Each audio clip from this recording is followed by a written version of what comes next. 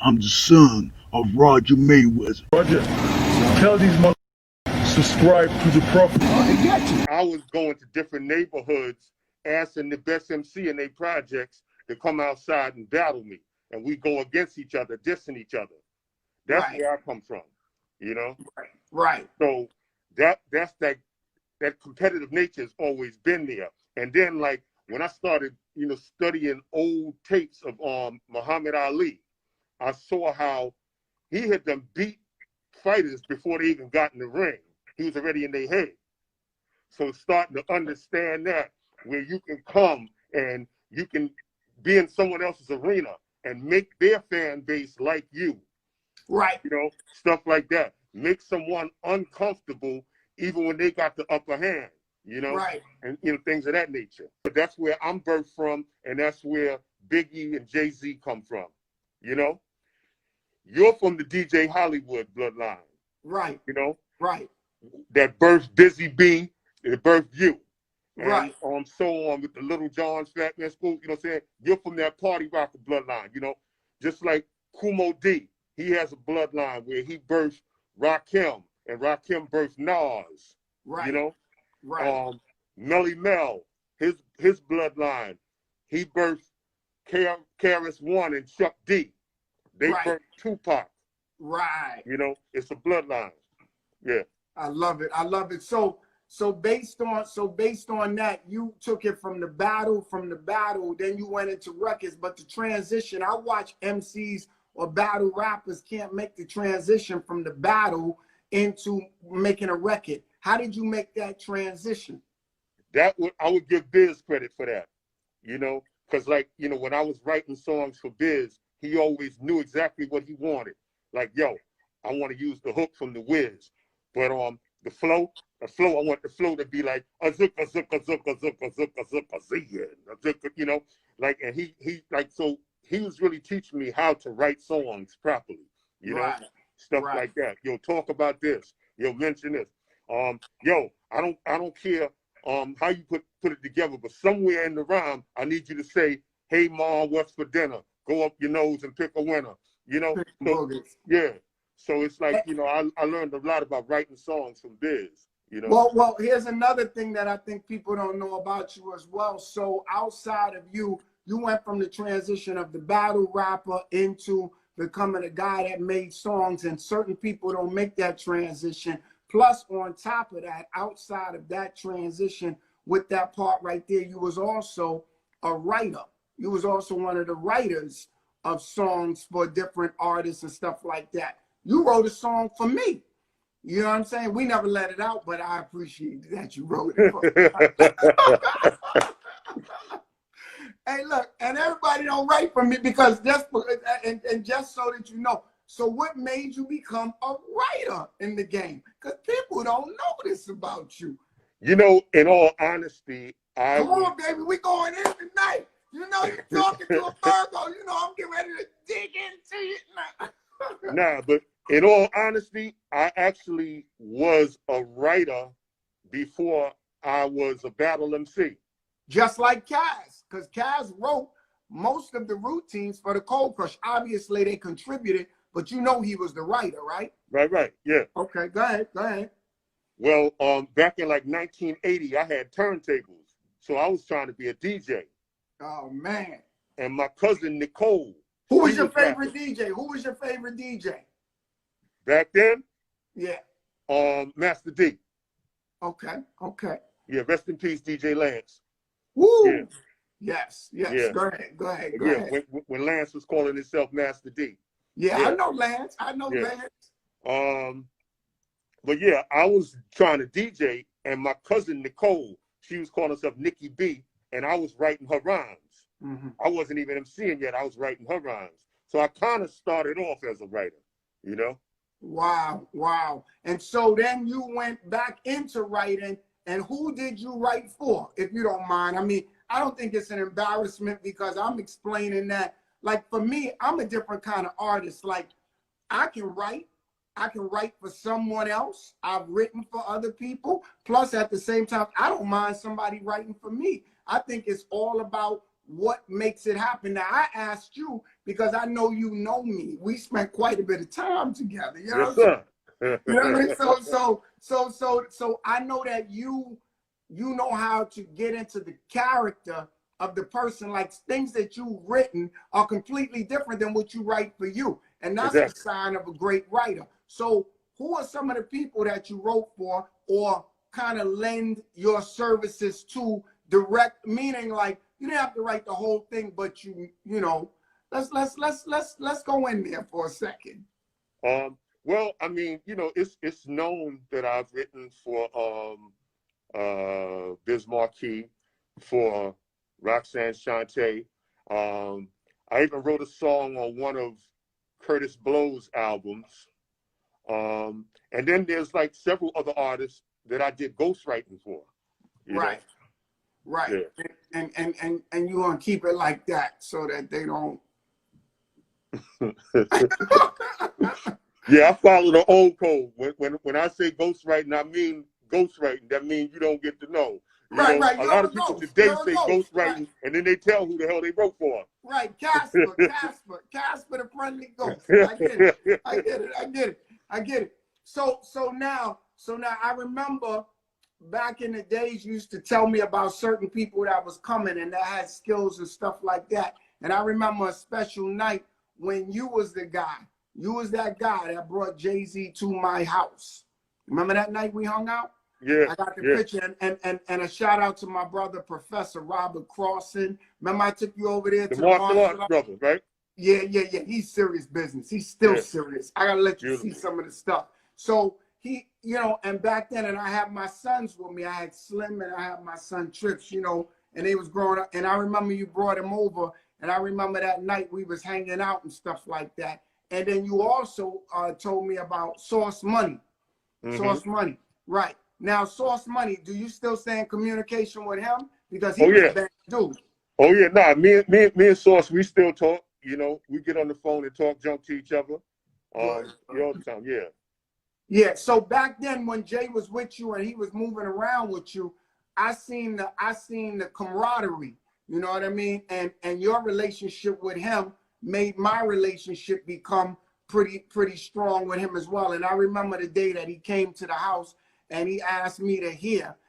And I think that you was outside or you was talking to my sons, kind of like the way that I'm talking to yours right now, to your son now. And you was out there playing with my sons because, you know, they love Uncle Kane. You know what I'm saying?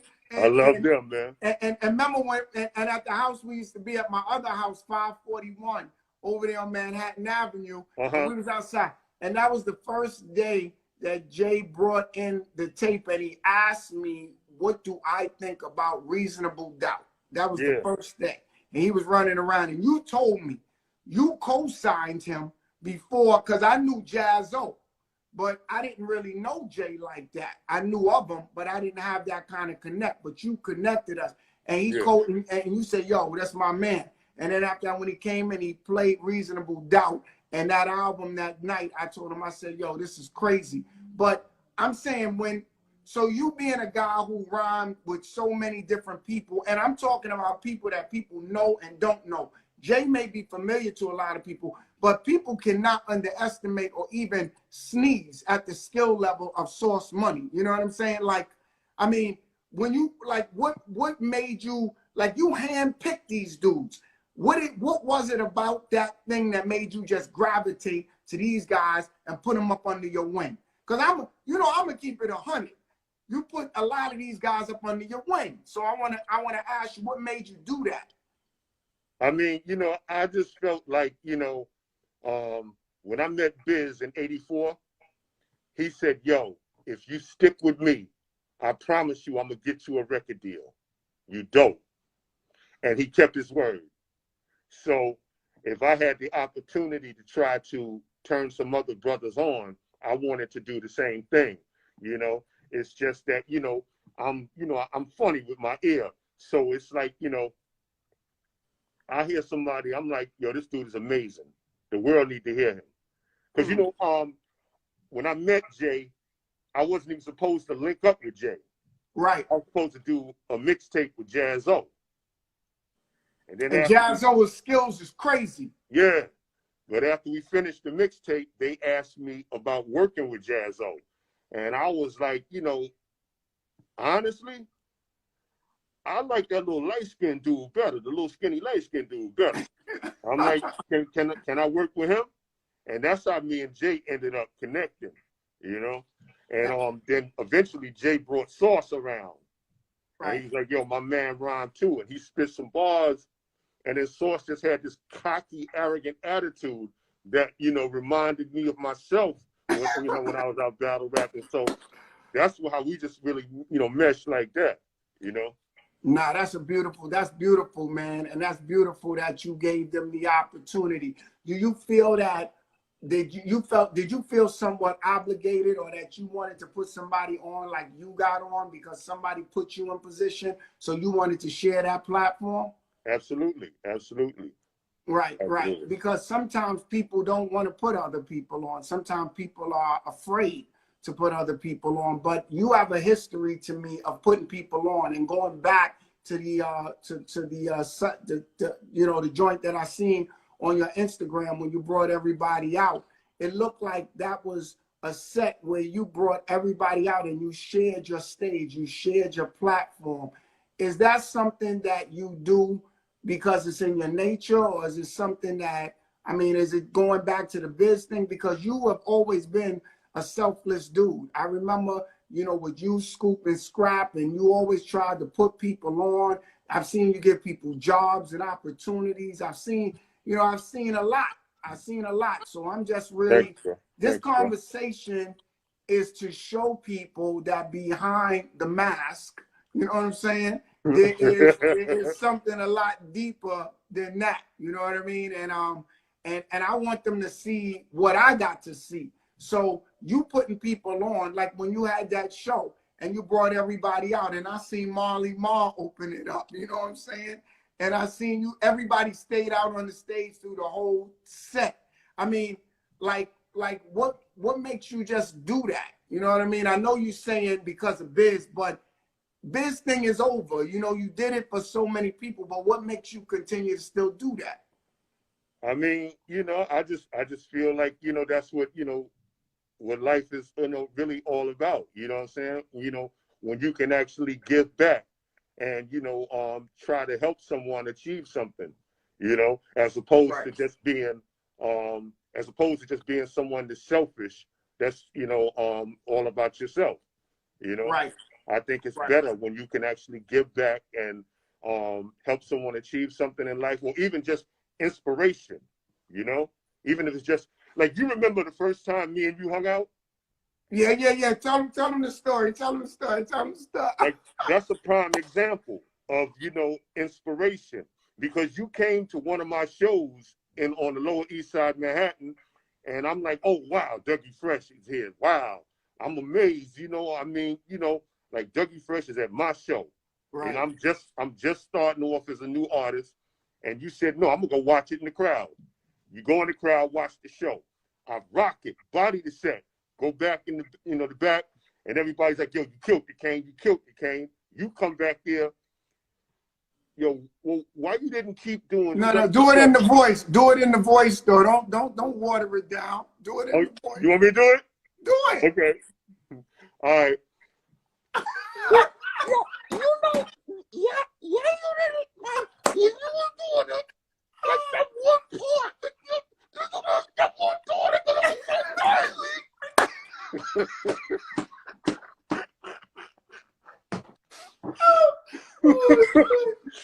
Yo. Yo, I don't know nobody. Only you and Jesse are the only two people that I ever seen. That I ever seen do that voice. Hey, Will, you see his voice? You see his voice, Will? Oh, my goodness, man. Oh, shit. That's crazy. But then, you was telling me why did keep doing this part. I take my glasses off after that one.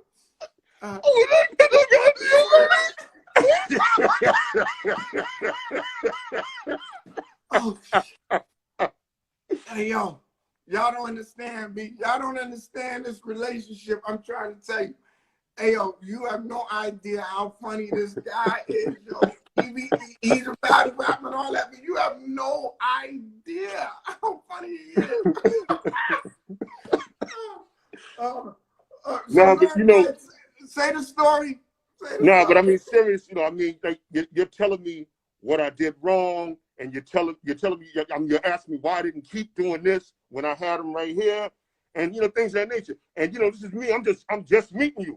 So I'm like, you know, oh, this hating ass motherfucker, man. Because, you know, but then you said, KRS-One felt the same way about me too. By the way. You know, that's how I'm looking at it. But then you was like, yo, what you doing once you come by the crib? 3 o'clock in the morning, I'm at your crib, and you popping in videos of Michael Jackson, Pink Floyd, Earth, Wind, and Fire. And you're telling me, like, yo, you see them do this. Even Bob Marley and Elton John. Remember that? Even those guys, because I was trying to show you how widespread this one thing can be. You know what I mean? No, go ahead, finish what you're saying. No, you broke it down. You were saying how, like, you know,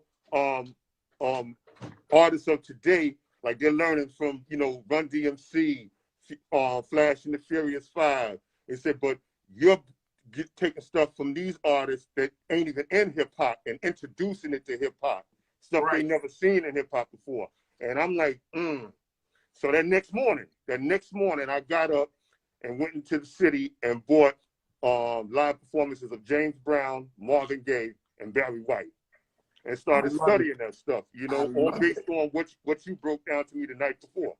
I love it. And I'm gonna tell you, it paid off, boy, because when people talk about you doing your thing, the only thing that you ain't listening to me with, and I'm gonna keep drilling you, I swear, I'm gonna stress you out, that foam roller, because I seen your little funny response to the foam roller. But I'm telling you that foam roller, because it kind of like, it's damn near like a deep tissue massage, but on a skill level, to be honest with you, because as we get older, you know, the body has to keep in you know, like a wheel alignment, you know what I'm saying? No, but your ability of taking, and that's why you're a unique individual, because you took this piece of the battle rapping and then you went into making records, and then you made records in a structure and you made hits. There's a lot of battle rappers that can't make that transition. And then the other piece that you put with it is that you wrote for so many different people. And I know I don't even want to say who you wrote for, because you're a ghost. So I don't want to expose the ghost, right? But let's just say you wrote for those people that you said, but me and you know, you wrote for quite other few people. You even wrote for me. Then on top of that, you went back to the lab, and I remember one night we was in the house, and you had your hand behind your back, and I said, why you keep your hand behind your back? Why you keep doing that? Why you keep doing that? You said, what? That's where I keep my hand. I said, no. Why don't you try to move your hand from behind your back? And I'm gonna tell you, when I looked at this performance that you had online, and I watched how you came out at the end, and I watched how you commanded, I'm telling you real talk, bro. And I watched how you commanded the stage, and you gave everybody that they platform to do what they do. And I looked at how you got out there, you know, and one night you was looking lean, and I was looking at it, I was sitting up there going like this. This is my favorite Frankenstein of all. This is my favorite Frankenstein. I turned around, look, and I see you go down like this and come to one side, and then I see Marley come up and hug you. I said, B, I said, yeah, he's a full package there. And you know, you can't say that about a lot of people these days. And I don't know, you know, see, and I'm gonna tell you this too. See, I learned from Hollywood, Love Bug, Busy B, but I also learned from Kumo D, Grandmaster Caz, and Melly Mel, and even Special K, who people don't acknowledge in the way that they should because of how great of a writer he is. And there's so many other artists that were great back then, that were great writers, like, you know, Dada Rock was hot, Master Rob. I mean, I used to see the power of all of them, like Waterbed Cab, what his power was, the Fantastic, the Cold Crush. And I'm saying, like, when you look back at history and we talk about those guys there, who are the other people that you know was nice that didn't get the same level of acknowledgement, but you knew that they was nice? Like, Sauce Money is nice. I'm saying it to the world because I heard it. You know what I'm saying? So who do you know from back then, from that whole lineage that you look at, that you was listening to going, this kid is crazy? You know what I'm saying? Who did you do? Not just from the Juice Crew. I'm talking about before. Well, I mean, I think that from our era, the most underrated MC is Kool G Rap. You know, I think that Kool G Rap is the most underrated MC from our era because that's a lyrical beast, man. Right. You know, and one of my favorites, you know, from that era. But to name a few more, King Son, man. King Son was oh me. My God. Oh my God. That kid Lati that was with Flavor Unit. He was beast, you know. I mean, they were there. There was something there. I mean, you know, to try to think of more so many offhand. I mean, did you like Grand Verbalizer? Oh, Brother J. Yeah. I like Brother J too. Brother J was cool. His voice game was crazy, right? Yeah. He had a dope voice, definitely. Yeah, Brother. But I mean, I like, you know, the X-Clan. They whole vibe, man. You know. But yeah, definitely. Yeah, man. I mean, it's so many artists. Me and Mo D was talking one day, and he said Globe. He mentioned Globe because when Soul Sonic Force made that record Planet Rock, and the style of the way that it was written, it was so unusual. You know what I mean? That a lot of people never really acknowledge, you know, the skill set of Globe. So, I mean, I'm just saying that because I just think that a lot of the different artists who are great at what they do need to be acknowledged. Sometimes, you know, like when you mentioned Lance, you know, Lance was great. Lance was is a masterful DJ, you know, and I always try my best to acknowledge the people that really don't get acknowledged because they're great at what they do, but sometimes because of publicity, they're not seen as well. Like you acknowledging Kool G Rap, absolutely, man, absolutely. Like one of the great. And look at Craig G when he did like the freestyling ability, the way he got off. I mean, I've Craig never is seen amazing with like that. Craig and Roxanne Shante, they're amazing with that freestyling. Like, you know, on the Def Jam tour in 1986. I was Shantae's DJ. Wow. I was Shantae DJ. And there would be a segment where I would throw this instrumental on. And I come off stage and me and her go back and forth at each other about, you know, who can sex who the best. Right. I remember a routine like that. Yeah. Me and her be going back. But, you know, my rhymes is written. You know, she just go on the top of the head. Right. And it would be so funny because the worst thing that could happen is the crowd scream more for my rhyme. Because now I know she's going to personally attack me now. You know? And, you know, and she going off the dome. I don't know what the hell she about to say, man. Yo, it used to be funny. Like, she would let me have it on some nights, man. yo, and she's a serious situation. I was on the phone with Cool V the other day, man, and I want to shout out Biz Markie. I want to shout out his wife, and I hope that Biz is better. I hope he's getting better. I hope that his health is improving because he is, you know, I think I told you the way me and Biz met. We met because I did a show out in Shirley, Long Island, and he was there, and he got on, and when he got on, it didn't go so right for him. And then I came over and I started talking to him, kind of like the way me and you talk, but a little bit different. And when I talked to him, but I did rock shit. You was just hating. Yeah, right. But go on. I was a straight hater. And Love Bug Starsky was on that show with me. Cold Crush was on that. Because, you know, I mean, look, I go back to 81, but that's beside the point. That's beside the point. So, but anyway, he got on the show, and then after he started coming uptown to New York, and he started going over to Barry House, started going over to Will House. He would go to the store for my grandmother. I mean, he became part of the family. It was crazy. Like, my grandmother liked him, my mother liked him, my sisters like. I would come home. I swear to God, I come home.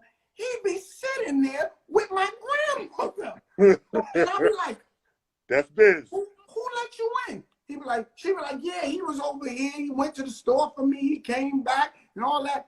And that's when he started hanging with me and he started learning the beatbox. You know what I mean? So I'm gonna need your son as soon as this pandemic is over. I need to have him with me a couple of days, because when I bring him back, he gonna be ready. You know what I mean? I'm the Yoda. I'm the Yoda of this hip hop thing. So no, but tying this up, man.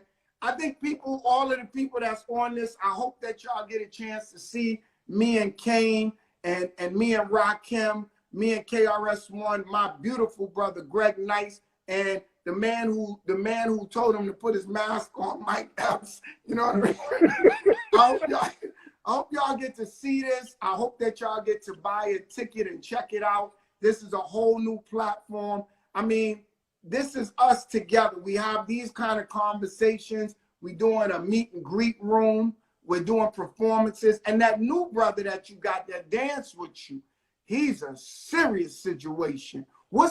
How did you get him involved? Because I like him a lot. I like his spirit. Well, when I realized that I couldn't jump over nobody's head any goddamn more, I said, let me retire this and, you try to switch it up, because we was trying to do the James Brown and the Famous Flames. Right. That's what Me School with Scrap was doing.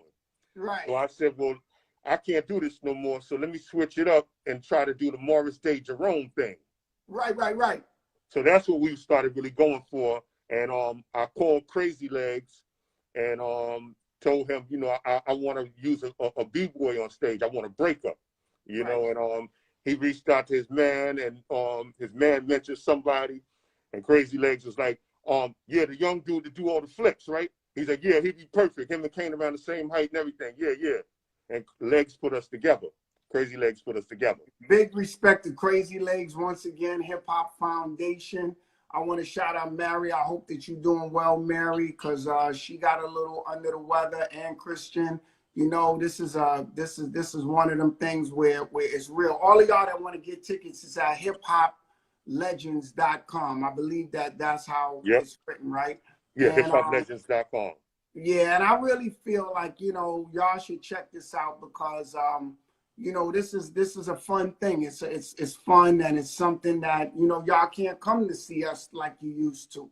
So at this moment, while you can't come, this is something that, we're setting up just so that y'all can still enjoy yourselves and still hear the classics and still have a good time.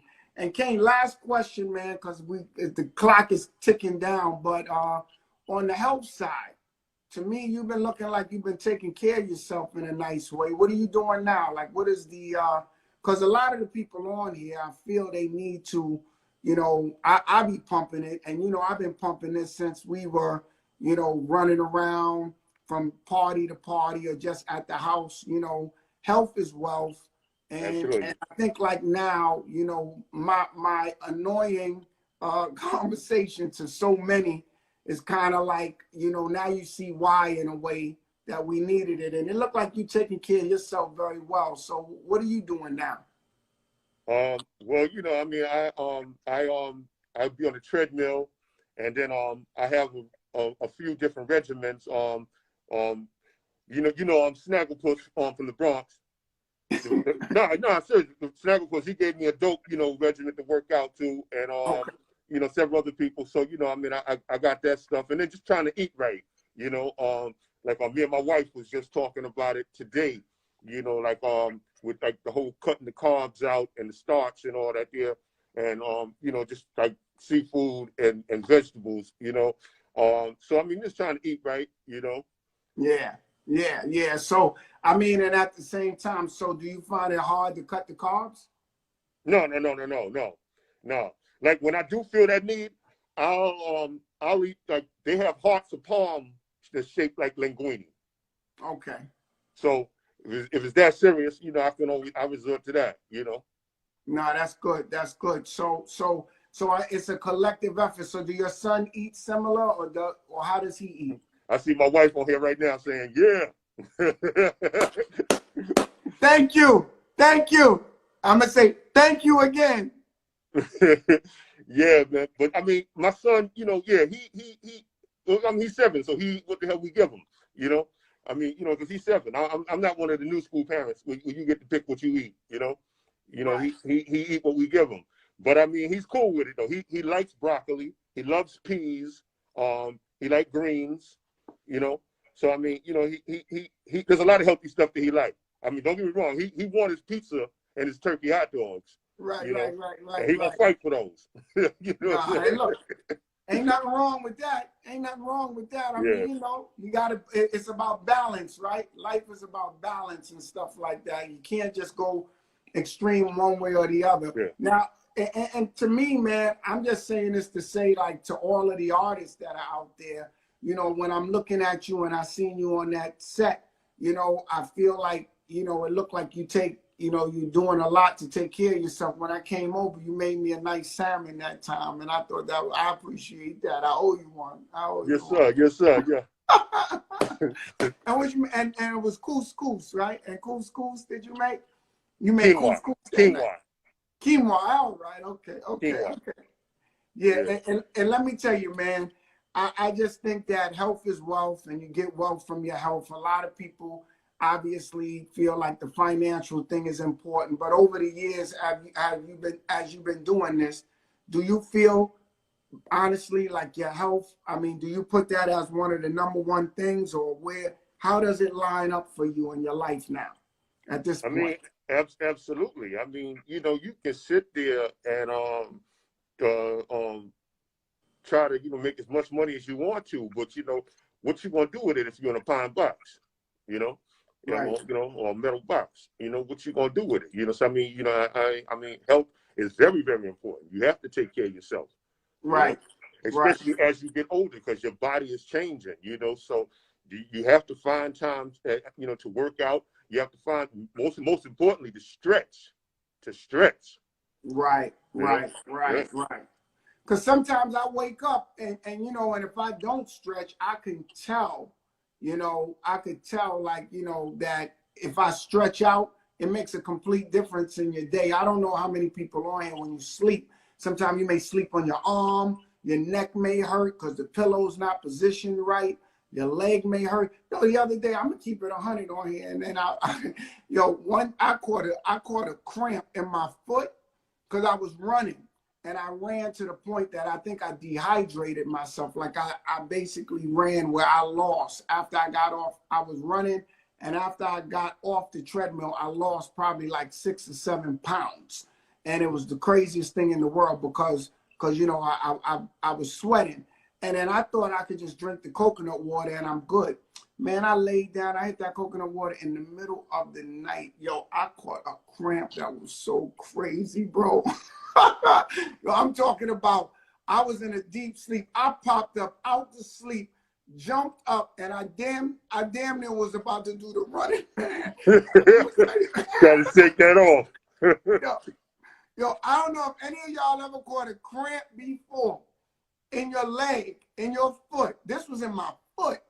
And I was saying, this is crazy. So I just think that keeping yourself hydrated, stretching, eating right, it gives you a little bit more longevity, man. Longevity. And one last thing, we got to shout out MC Light.